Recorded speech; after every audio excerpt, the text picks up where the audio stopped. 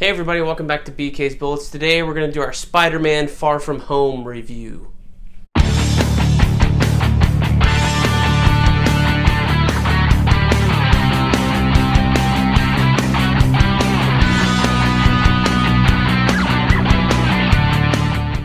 everybody, welcome back to BK's Bullets. As always, I am your host, Brent Cosina, and today we're going to be talking about the Spider-Man Far From Home movie.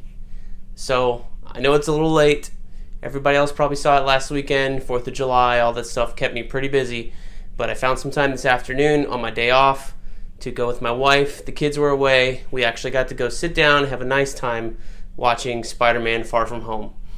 And I liked it. I'm glad I got to stay a little bit unspoiled. I kind of had an idea of what was going to be going on just by the fact that they cast Mysterio as the villain. And then all the ads and stuff were him as a hero.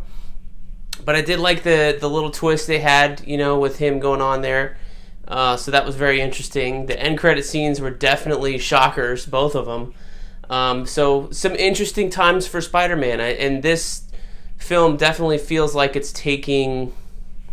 every Marvel movie, I guess, feels like a team ensemble movie at this point. Like, Cap has his own group of supporting characters that all help Cap out. Spider-Man didn't.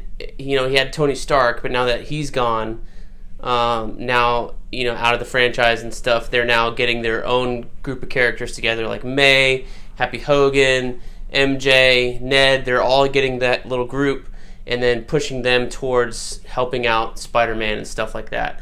So I guess it's the Marvel formula. I guess it works every time, and we fall for it every time. And we never ask for anything different. I think because these films are so tonally consistent. And this film, looking back at Spider-Man Homecoming, was consistent with that film before. It's got the same director, probably the same everything else, cinematographer, whatever. Same cast, same producers, that kind of stuff. So it did feel like a follow-up to that movie, but at the same time, as the official end of Phase 3, it was the end of that Marvel phase as well. So that was very interesting to see how they dealt with everything. They did have a little thing in the beginning about the blip, or the vanishing, whatever they called it, when half the world's population disappeared and then came back 5 years later. I didn't know whether it was meant to be tongue-in-cheek or funny. I heard some people laughing in the theater this afternoon, but I definitely did laugh at the end when they were comparing the little Asian boy who in 5 years grew up and is still in high school, with his classmates, and now he's running all the girls, basically, when nobody wanted to pay attention to him 5 years ago. So that's very interesting.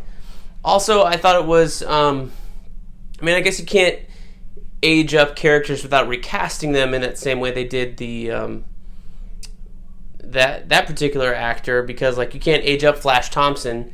That actor is aging normally, and you can't make him look significantly older. So the gag they had with that Asian kid was pretty funny, and I guess the right way to go about it, I'm not sure.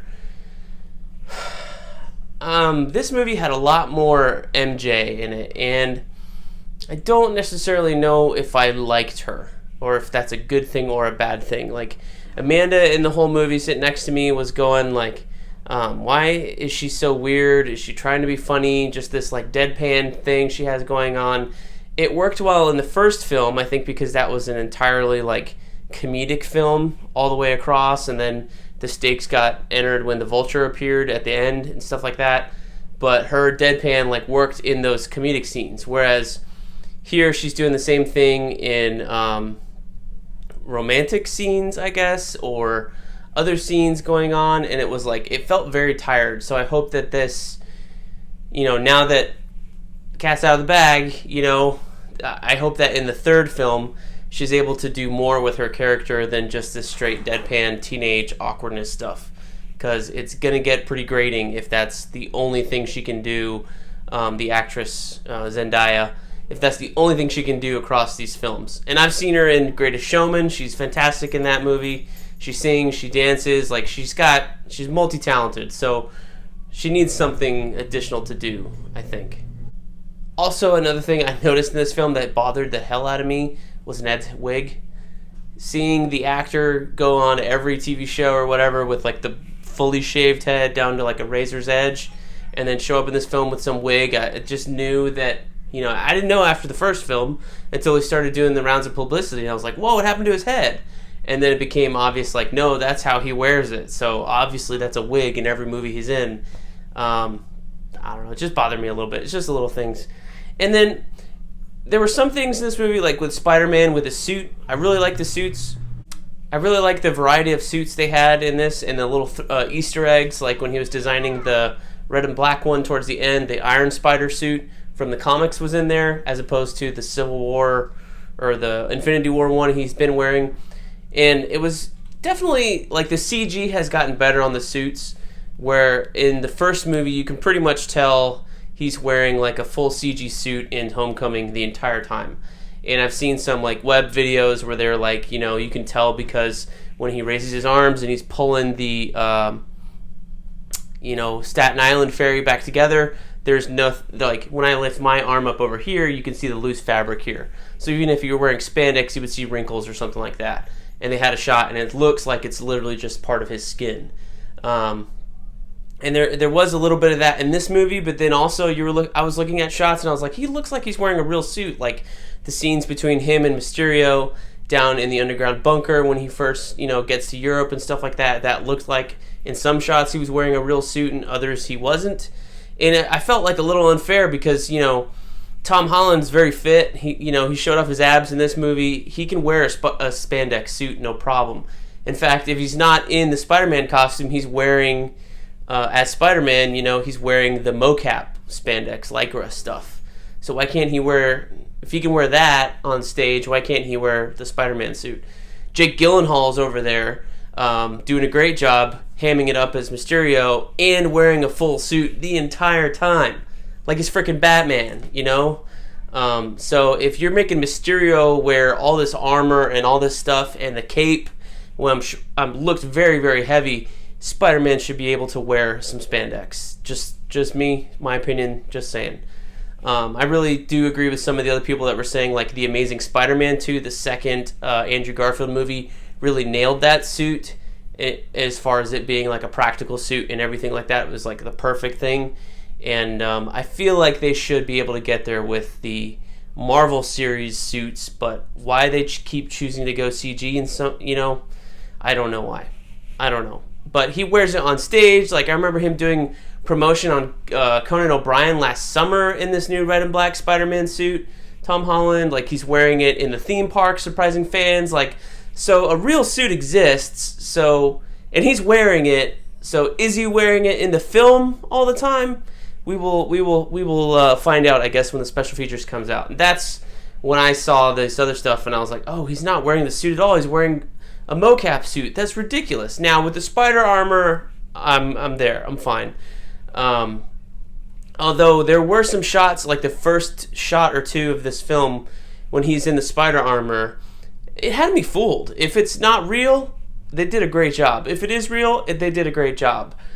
Because it looked a little bulky and like a little movement limiting, as a real spider armor suit probably would be if you built it in real life, as opposed to like the Tony Stark CG version probably lets you move all around, but the real one you'd probably only be able to go like this, and that's what Spider-Man was doing in that first shot when he's next to his aunt at the charity event. So that had me fooled. If that's CG, that was spot on, fantastic. If it's not, that was a great practical suit. So I don't know. It's just like the little things. If everybody's got to wear their suits on stage, I feel like everyone should wear their suits on stage. Now, Robert Downey Jr. did his time in Iron Man, so I understand why he was always wearing just like the chest plate and nothing else, and was like, you can CG me out of this shot.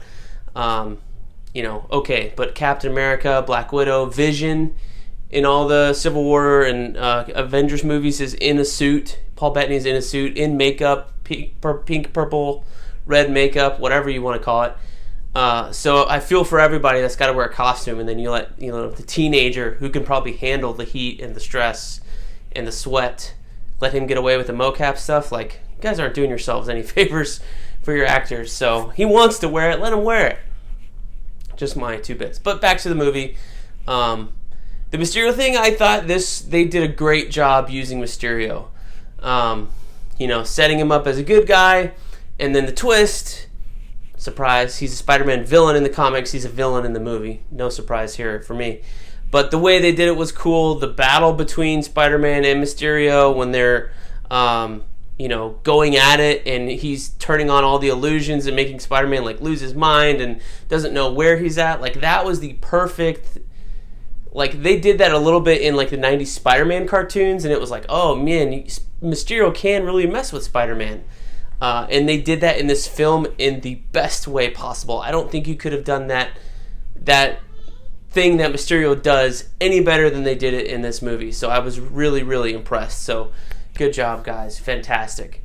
But all around this movie, a lot of humor, a lot of hearts injected in this. You really do get that balance between Peter Parker and Spider-Man in this movie. They're definitely striving and seeing the battle, which we didn't really have.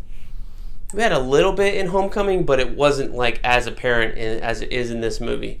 So that was definitely interesting, and it's something that's in every Spider-Man movie. And Amanda was telling me she felt it was a little cheesy, and I guess every Spider-Man movie is a little cheesy in some ways because he's so friendly, he's so out there, he's so outgoing. So it hits that mark if that's what you're looking for. But for me, I would give this movie 3.5 or 4 out of 5 stars. It's a good movie. I'll watch it again. It's enjoyable, but it wasn't a grand thing like Avengers Infinity War or Endgame was. It's not the best Marvel movie, not the worst, but it's definitely good. Definitely good. So let's do final score of 4 out of 5 stars for Spider-Man Far From Home. So thank you guys for watching. Smash that like button, as my buddy Omar says, on Near Mint Condition. And we will see you guys next time in the Funny Pages.